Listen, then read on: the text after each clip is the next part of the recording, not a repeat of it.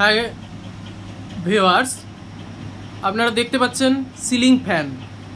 এই প্রচণ্ড গরমের দিনে এটা একটা নিত্য প্রয়োজনীয় জিনিস।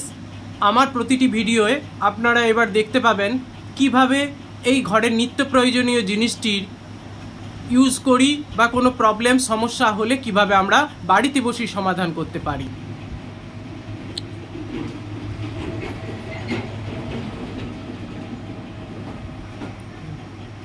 এবারে আমরা যেটা দেখতে পাচ্ছি এটি একটি সিলিং ফ্যান।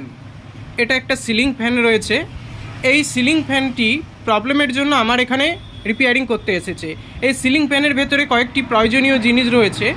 সেগুলো হলো, এই সিলিং ফ্যানের ভেতরে রয়েছে একটি আর্মেচার, যেটাকে বলা হয় একটি কয়েল, যেটাতে ম্যাগনেটিক ফিল্ড তৈরি হয় এবং এর জন্য প্রয়োজন হয় এই ফ্যানটি রিপেয়ারিংয়ের জন্য যে পার্টসগুলো, সেটা হচ্ছে এই শ্যাফট বা স্প্যান্ডেল, এই যেটা দেখতে পাচ্ছেন এইটা।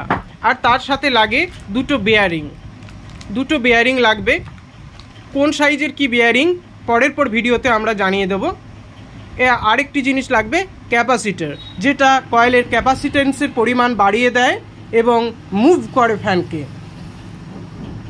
আচ্ছা, এরপরে আমরা পরের স্টেপ ভিডিওতে আমরা জানাবো যে কিভাবে আমরা কি প্রবলেমের মুখোমুখি হই, কিভাবে তা থেকে আমরা বাড়িতে বসে সমাধান করতে পারবো।